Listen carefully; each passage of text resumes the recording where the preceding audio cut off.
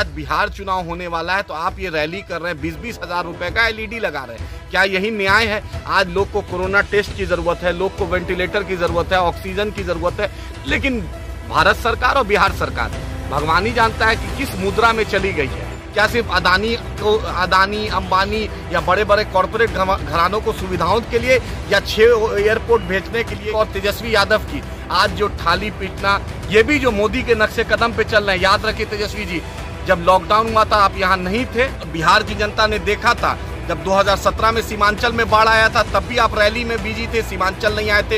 ये थाली बजाने से, ढोल बजाने से कुछ नहीं होने वाला है। मैं एक सवाल इलेक्शन कमीशन से भी पूछना चाहता हूं और सुप्रीम कोर्ट ऑफ इंडिया से भी पूछना चाहता हूं और देश के आम जनता से पूछना चाहता हूं, क्या हर पॉलिटिकल पार्टी के पास उतना पैसा है कि वो 20-20 हज़ार का स्क्रीन खरीद सके और जनता वो संवाद कर सके?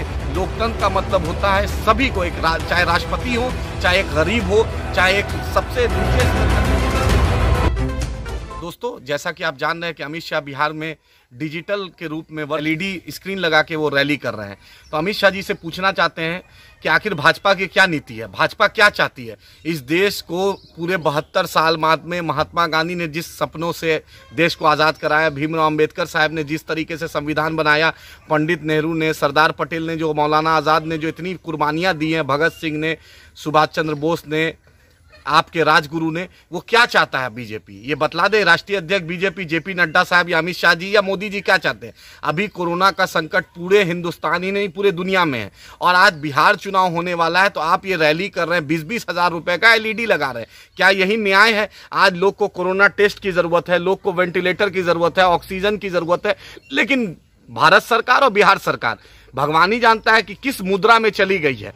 कभी थाली बजाने की बात करते हैं, कभी मोमबत्ती जलाने की बात करते हैं। इस देश को एक मैकेनिज्म चाहिए। आप याद रखिए कि कोरोना संकट विश्वव्यापी संकट है, इसको बहुत ही हिसाब से इसको टैकल करना है। लेकिन जिस तरह भाजपा गुजरात में कांग्रेस के एमएलए खरीद रही है, मध्य प्रदेश में आपने देखा किस तरीके से वहां पर सरकार इन्होंने कोरोना के संकट के दौरान बनाया, किस तरीके से विधायक का खरीद फरोख्त मध्य प्रदेश में हुआ। महाराष्ट्र में गवर्नर के द्वारा किस तरीके से एक चीफ मिनिस्टर को कॉन्स्टिट्यूशनल ड्यूटी के तहत आपने देखा कि उसको 2 बार कैबिनेट का डिसीजन जब गवर्नर के पास जाता है, वो गवर्नर बाउंड होता है, कॉन्स्टिट्यूशनल पोस्ट है, लेकिन उसके बाद प्रधानमंत्री को फोन करना पड़ा, चीफ मिनिस्टर को। उसके बाद इन्होंने अलाउ किया, इलेक्शन कमीशन से वीडियो कॉन्फ्रेंस के जरिए बात किया। उसके बाद ये तब भी भाजपा की आंख नहीं खुली। आखिर देश की जनता, गुजरात की जनता, बिहार की जनता, उत्तर प्रदेश की जनता, उत्तराखंड की जनता, हिमाचल प्रदेश की जनता, कर्नाटका की जनता, आखिर भाजपा को जो हमने लोगों ने वोट दिया, किस बुनियाद पर हमने वोट दिया है? हमने जो देश में प्रचंड बहुमत के साथ 303 सीट के साथ नरेंद्र मोदी को प्रधानमंत्री बनाया, आखिर किस लिए नरेंद्र मोदी जी आपको प्रधानमंत्री बनाए? क्या सिर्फ अदानी अंबानी या बड़े बड़े कॉरपोरेट घरानों को सुविधाओं के लिए, या 6 एयरपोर्ट भेजने के लिए, या भारत का जो सरकारी जो हेवी इंडस्ट्रीज है, भेल है, नवरत्न सब, उसको आपको बेचने के लिए बनाए? आज ये बतला दीजिए, क्योंकि इस कोरोना संकट में अगर कोई पॉलिटिकल पार्टी पॉलिटिक्स करता है तो इससे बड़ा शर्मनाक कुछ नहीं हो सकता। अभी भी मेरे किसान, मजदूर, स्टूडेंट, मेहनतकश लोग त्रस्त है। 12 करोड़ लोग को नौकरी से हट गए हैं, लेकिन अमित शाह को सत्ता का लोभ है, सत्ता चाहते हैं, लेकिन देश की जनता से उन्हें मोहब्बत नहीं है। मुझे अपील करते हैं कि देश की जनता, बिहार की जनता, सीमांचल की जनता जगे, अभी भी वक्त है। क्योंकि याद रखिएगा, इनकी अंधभक्ति में अगर रहिएगा तो देश जितनी कुर्बानियों से, जितनी मेहनत से आज आगे बढ़ा है, आज हिंदुस्तान का एक जो नाम है, इन लोग कुछ लोगों के चलते, मतलब के चलते, उनका व्यक्तिगत स्वार्थ के चलते देश को फिर से धरातल पर ले आएंगे। रही बात एक और तेजस्वी यादव की, आज जो थाली पीटना, ये भी जो मोदी के नक्शे कदम पे चल रहे हैं। याद रखिए तेजस्वी जी, जब लॉकडाउन हुआ था आप यहाँ नहीं थे और बिहार की जनता ने देखा था। जब 2017 में सीमांचल में बाढ़ आया था तब भी आप रैली में बिजी थे, सीमांचल नहीं आए थे।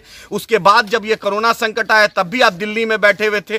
तो ये प्रवृत्ति नहीं चलेगी। ये थाली बजाने से, ढोल बजाने से कुछ नहीं होने वाला है। अभी भी मैकेनिज्म है, तमाम अपोजिशन के साथ, तमाम रूलिंग पार्टी के साथ एक मैकेनिज्म बनाइए, क्योंकि कोरोना जिस स्पीड से ये प्रकोप हिंदुस्तान में फैल रहा है, सिर्फ ऊपर ही वाला बचा सकता है। हम डॉक्टरों का, हम प्रशासनिक पदाधिकारियों का, हम हॉस्पिटल स्टाफ का, फायर ब्रिगेड का, तमाम इमरजेंसी सेवा के लोगों का शुक्रिया अदा करते हैं। वो दिन रात काम कर रहे हैं। लेकिन अफसोस जो सत्तारूढ़ पार्टी है, जो इतने सत्ता के नशे में है, अपना अहंकार घमंड इतना प्रचंड सीमा पे चला गया है कि आज 20-20 हजार रुपए का एलईडी स्क्रीन खरीदकर अपना प्रचार कर रही है। मैं एक सवाल इलेक्शन कमीशन से भी पूछना चाहता हूं और सुप्रीम कोर्ट ऑफ इंडिया से भी पूछना चाहता हूं और देश के आम जनता से पूछना चाहता हूं, क्या हर पॉलिटिकल पार्टी के पास उतना पैसा है कि वो 20-20 हजार का स्क्रीन खरीद सके और जनता वो संवाद कर सके? लोकतंत्र का मतलब होता है सभी को, एक चाहे राष्ट्रपति हो, चाहे एक गरीब हो, चाहे एक सबसे नीचे स्तर का कोई भी इंसान हो, सबको समानता बाबा साहेब अंबेडकर का संविधान ने दिया था कि हर लोग को वोट का अधिकार। लेकिन भाजपा धन बल के साथ जिस तरीके से भाजपा पूरे हिंदुस्तान के लोकतंत्र पर कब्जा करने चाह रही है, मैं देशवासियों से अभी अपील करता हूं, बिहार वासियों से, वक्त है अभी सुधरिए, क्योंकि अपोजिशन का भी वही हाल है, रूलिंग पार्टी का भी वही हाल है। आपको निर्णय लेना पड़ेगा, क्योंकि जैसा कि अभी तक पीएम केयर फंड अरबों रुपए करोड़ों रुपया पीएम केयर में आया, किसने दिया, क्या दिया?